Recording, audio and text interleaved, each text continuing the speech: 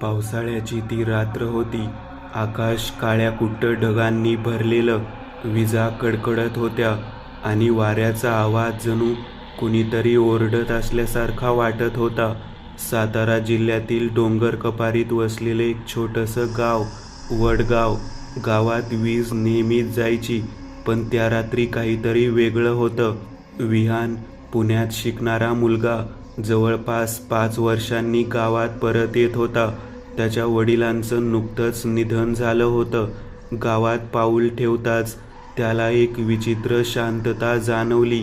"ए विहा, रात्री बाहेर पडू नकोस रे," शेजारचा गणूकाका म्हणाला. "हां काका," विहानने हसत विचारलं. "का काका?" विहानने हसत विचारलं. काका थोडा थबकला. "तसं काही नाही, पण सध्या गावात काहीतरी बिनसलंय." विहानचं घर गावाच्या टोकाला होतं. मागे दाट जंगल आणि एक जुनं मोडकळीस आलेलं देवस्थान. घरात शिरताच त्याला ओलसर वास आला. भिंतीवर बुरशी आणि छतावरून टपकणारे पाणी. त्याने दिवा लावला, पण दिवा लुकलुकत राहिला. अचानक धाडकन घराच्या मागच्या दरवाजाचा आवाज आला. तो घाबरला. "कोण आहे?" त्याने मोठ्याने विचारलं. कोणताही प्रतिसाद नाही. त्या रात्री त्याला झोप लागत नव्हती. मध्यरात्र झाली. अचानक त्याला पायऱ्यांवरून चालण्याचा आवाज आला. कोणीतरी वरच्या मजल्यावर चालत होतं, पण वरचा मजला तर वर्षानुवर्षे बंद होता. तो हळूच उठला, पायऱ्या चढायला लागला. आवाज थांबला. वर पोहोचताच त्याने दरवाजा उघडला आणि आत पूर्ण अंधार. त्याने मोबाईलची टॉर्च लावली. खोली रिकामी होती, पण मातीवर पावलांचे ठसे दिसत होते आणि ते ठसे उलटे होते. दुसऱ्या दिवशी तो गणूकाकांकडे गेला. "काका, काल रात्री." तो बोलणार इतक्यात काका म्हणाले, "तुला दिसलं का?" विहान थबकला. "काय?" काका हळू आवाजात म्हणाले. "खवीस." गावात कुजबूज सुरू होती. "जंगलातला खवीस परत आलाय. रात्री घराबाहेर पडणाऱ्यांना तो घेऊन जातो. त्याचे पाय उलटे असतात." गावात मागच्या महिन्यात 3 माणसं गायब झाली होती. कोणताही ठाव ठिकाणा नाही, फक्त त्यांच्या घराबाहेर उलट्या पावलांचे ठसे. विहानला विश्वास बसत नव्हता. तो ठरवतो सगळं स्वतः पाहायचं. त्या रात्री तो मुद्दाम जागाच राहतो. 12 वाजले, 1 वाजला, 2 वाजले आणि अचानक टक टक पुन्हा तोच आवाज. यावेळी घराच्या आत नाही, तर बाहेरून. तो हळूच दरवाजा उघडतो आणि त्याच्या समोर उभं होतं ते. उंच, बारीक, डोळे लाल आणि चेहरा जणू जळालेल्या माणसासारखा. त्याचे पाय खरंच उलटे होते. तो हळूहळू विहानकडे वळला आणि एक विचित्र हसू दिलं. "तू परत आलास," तो खरखरत्या आवाजात म्हणाला. विहानचा श्वास अडकला. "तुला आठवतंय का?" तो पुन्हा म्हणाला. विहानच्या डोक्यात आठवणी चमकल्या. लहानपणी तो आणि त्याचे मित्र जंगलात गेले होते. तिथे एक साधू राहत होता. त्यांनी त्याची थट्टा केली आणि त्याच्या झोपडीला आग लावली. तो साधू जळून मेला. "मी परत आलोय," खवीस गुरगुरला. "एकेकाला घेऊन जाणार." विहान पळायला लागला, पण त्याला जाणवलं तो कितीही पळला तरी तो आवाज जवळ येत होता. दुसऱ्या दिवशी सकाळी गावकऱ्यांना विहान सापडला. त्याच्या घराबाहेर बेशुद्ध आणि त्याच्या पायांचे ठसे उलटे झाले होते. गावात त्या सकाळी एकच खळबळ उडाली होती. विहान जिवंत होता, पण तो पूर्वीसारखा नव्हता. विहान हळूहळू शुद्धीवर आला. त्याचे डोळे उघडले, पण त्यात काहीतरी वेगळं होतं. आईने विचारलं, "बाळा, काय झालं होतं?" तो फक्त हसला. एक थंड, निर्जीव हसू. त्या दिवसानंतर गावात विचित्र गोष्टी घडायला लागल्या. रात्री कुत्रे ओरडायचे, गायी गोठ्यातून बाहेर पडायच्या आणि लोकांना त्यांच्या घराबाहेर 2 सावल्या दिसायच्या. एक त्यांची स्वतःची आणि दुसरी त्यांच्या मागे उभी. गणूकाकांना काहीतरी कळत होतं. ते एका जुन्या ग्रंथाकडे गेले. त्या ग्रंथात लिहिलं होतं, खवीस ज्या माणसाला स्पर्श करतो त्याच्या आत्म्यात तो आपला अंश सोडतो. काकांच्या हातातून पुस्तक खाली पडलं. म्हणजे विहान. त्या रात्री गावातली एक मुलगी कविता अचानक गायब झाली. तिच्या घराच्या बाहेर पुन्हा तेच ठसे, पण यावेळी ते 2 वेगवेगळ्या दिशांनी गेले होते. गणू काका विहानला घेऊन जंगलात गेले. तूच किल्ली आहेस, काका म्हणाले. खवीस तुला वापरतोय. जंगलात शिरताच हवा थंड झाली आणि एक आवाज ऐकू आला, परत आलास. विहान अचानक थांबला. त्याच्या चेहऱ्यावर वेदना दिसत होती. काका, तो माझ्यात आहे. अचानक तो ओरडला, निघून जा. पण पुढच्याच क्षणी त्याचा आवाज बदलला, खरखरता, भयानक. तो कुठेही जाणार नाही. झाडांच्या सावल्यांतून तो बाहेर आला, खवीस. पण यावेळी तो एकटाच नव्हता. त्याच्या मागे 3 सावल्या उभ्या होत्या, हरवलेली माणसं. मी फक्त एक नाही, खवीस म्हणाला. मी अनेक आहे. ज्यांनी मला जाळलं त्यांच्याच भीतीतून मी जन्म घेतो. गणू काकांनी मंत्र म्हणायला सुरुवात केली, पण विहान अचानक काकांच्या पुढे आला. तू मला थांबवू शकत नाहीस, खवीस विहानच्या शरीरातून बोलत होता. काका ओरडले, विहा, तुझ्या आतल्या शक्तीवर विश्वास ठेव. विहान डोळे बंद करतो. त्याला आठवतं त्याची चूक, तो साधू, ती आग. माफ कर, तो हळू आवाजात म्हणतो. अचानक जोराचा वारा सुटतो. झाडं हलायला लागतात. खवीस किंचाळतो, नाही, आणि सगळं शांत होतं. गणू काका डोळे उघडतात. जंगल शांत होतं. विहान जमिनीवर पडलेला होता. तो श्वास घेत होता. काका हसले. संपलं. पण त्यांनी खाली पाहिलं. विहानचे पाय पुन्हा सरळ झाले होते. त्या रात्री गावात पुन्हा कुत्रे ओरडायला लागले आणि गणू काकांच्या घराबाहेर उलट्या पावलांचे ठसे दिसले. त्या रात्री गणू काका झोपेतून दचकून उठले. बाहेर काहीतरी होतं. टक टक, तोच आवाज. काकांचं हृदय जोरात धडधडू लागलं. कोण आहे, त्यांनी विचारलं. उत्तर नाही, पण टकटक थांबली नाही. काकांनी थरथरत्या हाताने दार उघडलं.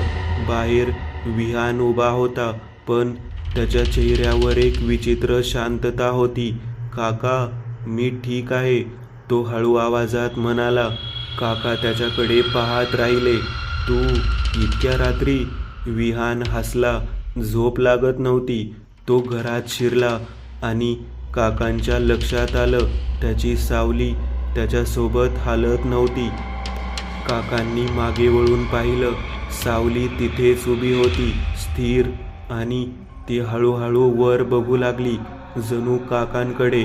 खवीस परत आला होता. तुम्हाला वाटलं मी गेलो. विहानच्या आवाजात बदल झाला. तो खवीस होता. मी कुठेच जात नाही, मी पसरतो. त्या रात्री गावात एकामागून एक घटना घडल्या. लोकांना त्यांच्या घरात त्यांच्यासारखंच दिसणारं काहीतरी दिसायला लागलं. आईला मुलगी दिसली, पण ती खऱ्या मुलीपेक्षा थंड होती. पतीला पत्नी दिसली, पण तिचे डोळे काळे होते.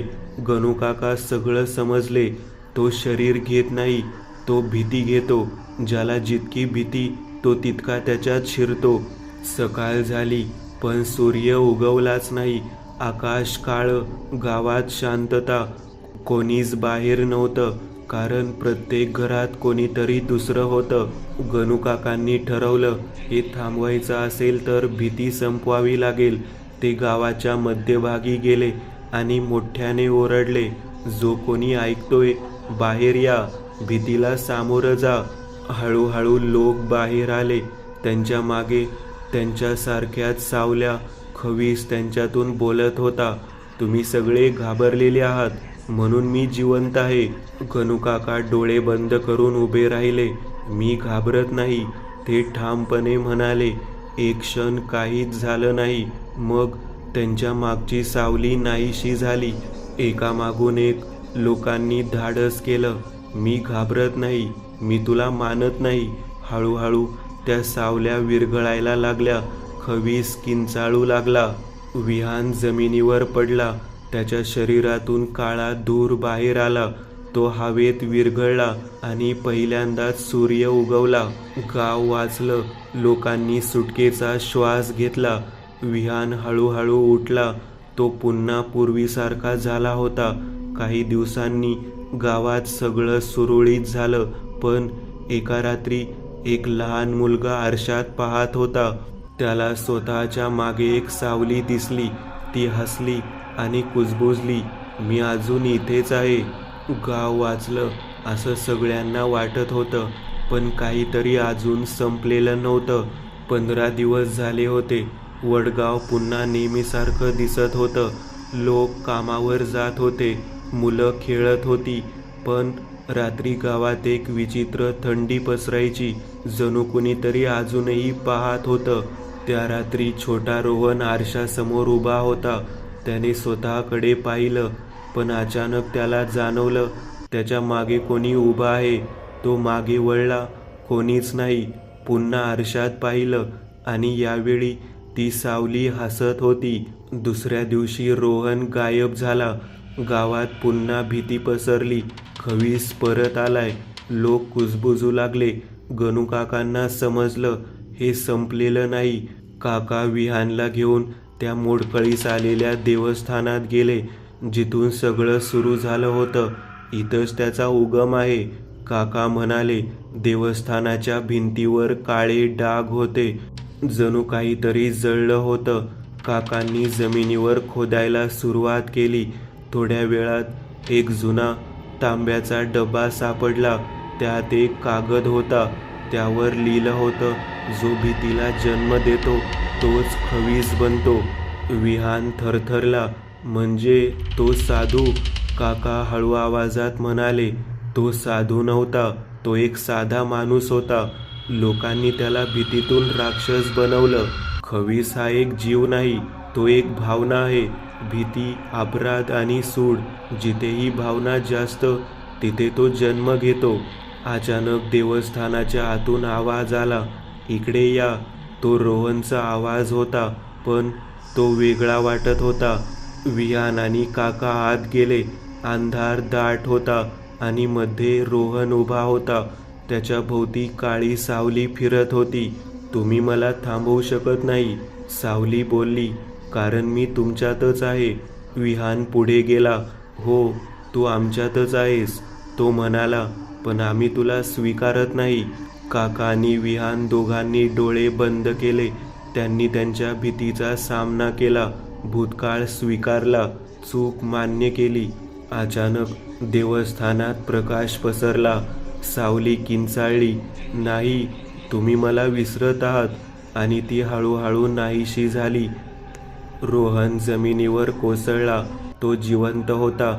खवीस नाहीसा झाला होता. गावात पुन्हा शांतता आली. यावेळी खरी लोकांनी भीतीवर विजय मिळवला होता. पुढची भयकथा. विहिरीतला आवाज. पुण्यापासून थोडं दूर डोंगराच्या कुशीत एक गाव होतं, चिखली. गाव छोटं पण जुनं, खूप जुनं. त्या गावात एक गोष्ट पिढ्यानपिढ्या सांगितली जायची. गावाच्या टोकाची विहीर कधीही रात्री पाहू नका. रोहन शहरात शिकलेला मुलगा अनेक वर्षांनी गावात परत आला होता. त्याच्या आजीचा फोन आला होता, लवकर ये, मला एकटीला भीती वाटते. रोहनला हसू आलं. आजी, तू अजूनही त्या जुन्या गोष्टींना घाबरतेस? त्या रात्री गावात वीज नव्हती, फक्त कंदिलाचा पिवळा प्रकाश आणि बाहेर झाडांचा आवाज. रोहन झोपायला जातो, पण त्याला झोप लागत नाही. अचानक त्याला एक आवाज ऐकू येतो, कोणीतरी आहे का? तो उठून बसतो. आजी, तू आहेस का? आवाज पुन्हा येतो, मला बाहेर काढ. रोहन बाहेर येतो. आवाज कुठून येतोय ते तो शोधतो आणि तो थांबतो. आवाज येत होता विहिरीतून. तीच विहीर, गावाच्या टोकाची. त्याला आठवतं, लहानपणी सगळे म्हणायचे, रात्री विहिरीकडे जाऊ नकोस. पण तो जवळ जातो. आवाज स्पष्ट होता, रोहन, मला ओळखत नाहीस का? तो दचकतो, कोण आहेस तू? थोडा वेळ शांतता. आणि मग मी खाली आहे. रोहन विहिरीत डोकावतो. पूर्ण अंधार, त्याला काहीच दिसत नाही, पण त्याला वाटतं कोणीतरी त्याच्याकडे पाहतंय. अचानक विहिरीतून एक ओला थंड हात वर येतो. तो रोहनचा हात पकडतो. रोहन किंचाळतो. तो मागे सरकतो. हात परत खाली जातो. रोहन धावत घरात येतो. आजी, तिथे कोणीतरी आहे. आजीचा चेहरा पांढरा पडतो. तू विहिरीकडे गेला होतास? रोहन शांत. आजी हळू आवाजात म्हणते, ती विहीर शापित आहे. खूप वर्षांपूर्वी त्या विहिरीत एक मुलगी पडली होती. कोणी तिला वाचवलं नाही. ती मरताना ओरडत होती, मला बाहेर काढा. त्या दिवसापासून रात्री विहिरीतून आवाज येतो. रोहन विचारात पडतो, पण आजी, तिला माझं नाव कसं माहीत? आजी थरथरते, कारण ती आता फक्त ती मुलगी नाही. त्या रात्री रोहन झोपत नाही. तो ठरवतो सगळं संपवायचं. तो पुन्हा विहिरीकडे जातो. आवाज बदलतो. यावेळी आवाज वेगळा होता. तू परत आलास, तोच आवाज, पण आता तो हसत होता. रोहन धाडस करून टॉर्च टाकतो.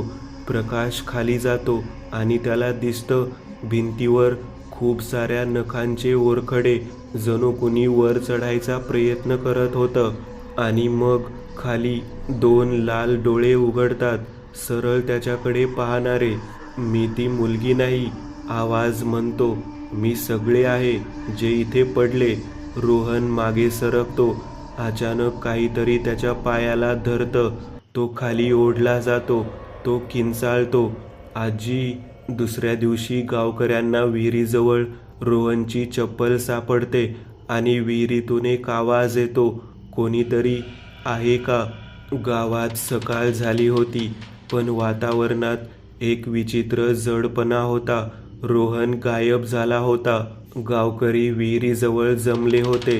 कोणी आत डोकावण्याची हिंमत करत नव्हतं. आजी रडत होती, माझा रोहन, त्याला वाचवा. पण सगळे एकमेकांकडे पाहत होते, कारण त्यांना माहीत होतं त्या विहिरीत पडलेला कोणीही परत येत नाही. गावातला एक तरुण, समीर, पुढे आला. मी उतरतो खाली. लोकांनी त्याला थांबवलं.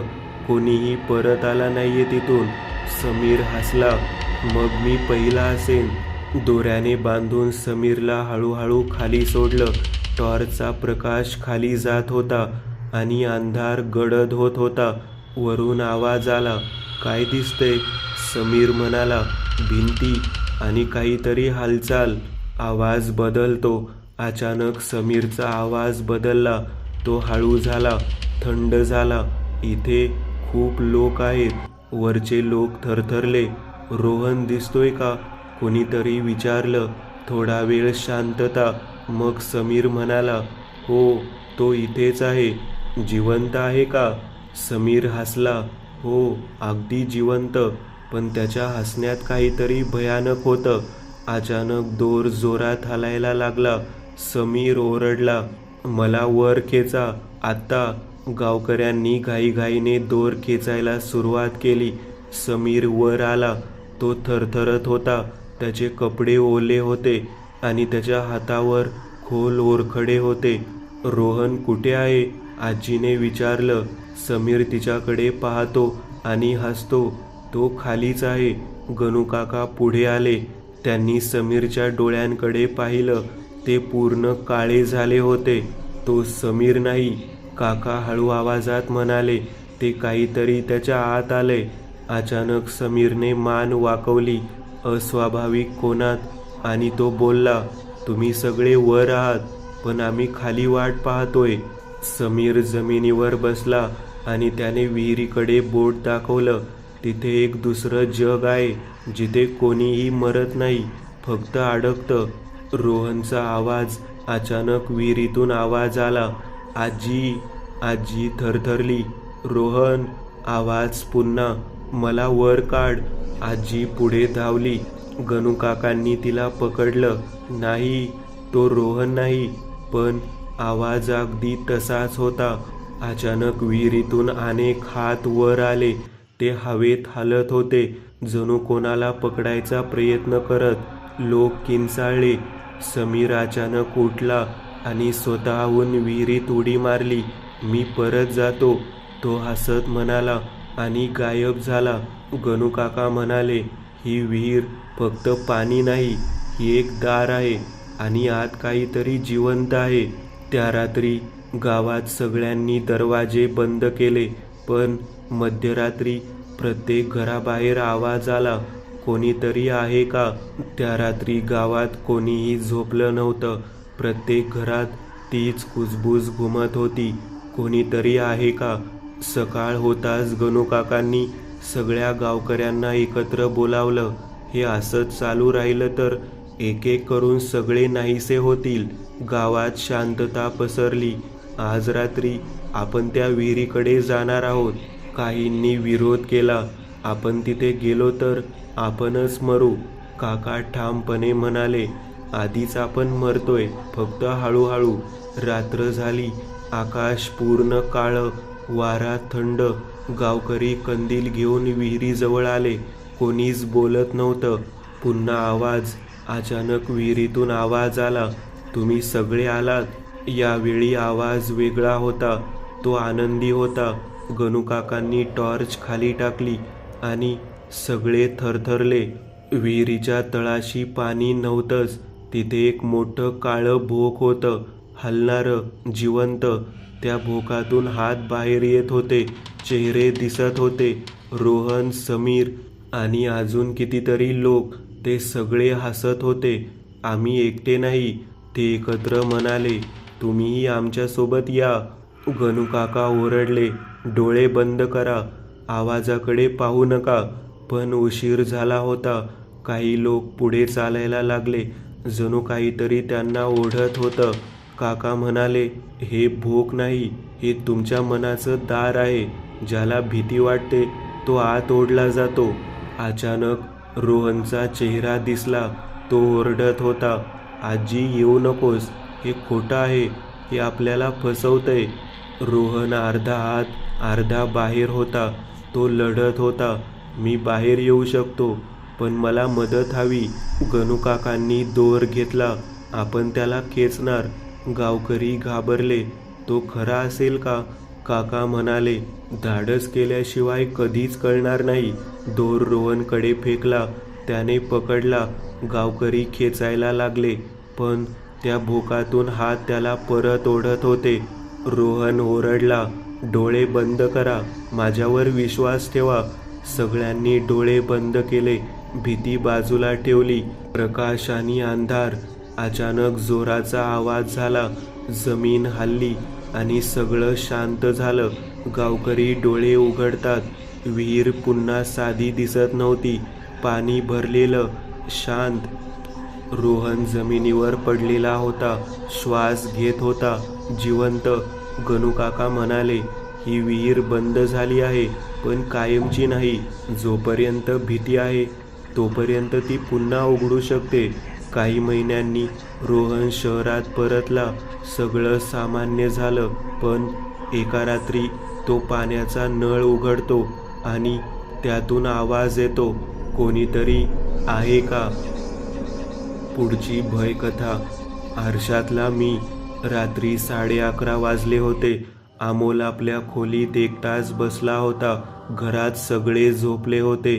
त्याला अचानक आठवलं, आई नेहमी म्हणायची, रात्री 12 नंतर आरशात जास्त वेळ पाहू नकोस. तो हसला, असं काही नसतं, तो स्वतःशीच म्हणाला. तो उठला आणि आरशासमोर जाऊन उभा राहिला. त्याने स्वतःकडे पाहिलं. सगळं सामान्य होतं. तो चेहऱ्यावर वेगवेगळे एक्सप्रेशन करू लागला. हसला, रागावल्यासारखा चेहरा केला, पण अचानक तो थबकला. उशीर झालेली हालचाल. त्याने हात वर केला, पण आरशातला त्याचा हात 1 सेकंद उशिरा वर झाला. अमोलचं हसू गायब झालं. हे काय होतंय? डोळे. तो पुन्हा नीट पाहू लागला. आरशातला अमोल त्याच्याकडे पाहत होता, पण त्याच्या डोळ्यात काहीतरी वेगळं होतं. जणू तो खराखुरा अमोल नव्हता. हसू. अमोल शांत उभा होता, पण आरशातला तो हळूहळू हसायला लागला. अमोलने हसलेलं नव्हतं. आवाज आणि मग आरशातून आवाज आला, खूप वेळ घेतलास. अमोल मागे सरकला. कोण? आरशातला अमोल पुढे झुकला आणि कुजबुजला. आता माझी वेळ आहे बाहेर येण्याची. दुसऱ्या दिवशी सकाळी अमोल नेहमीसारखाच दिसत होता. तो हसत होता, सगळ्यांशी बोलत होता. पण तो जेव्हा आरशात पाहायला गेला, आरशात कोणीच नव्हतं.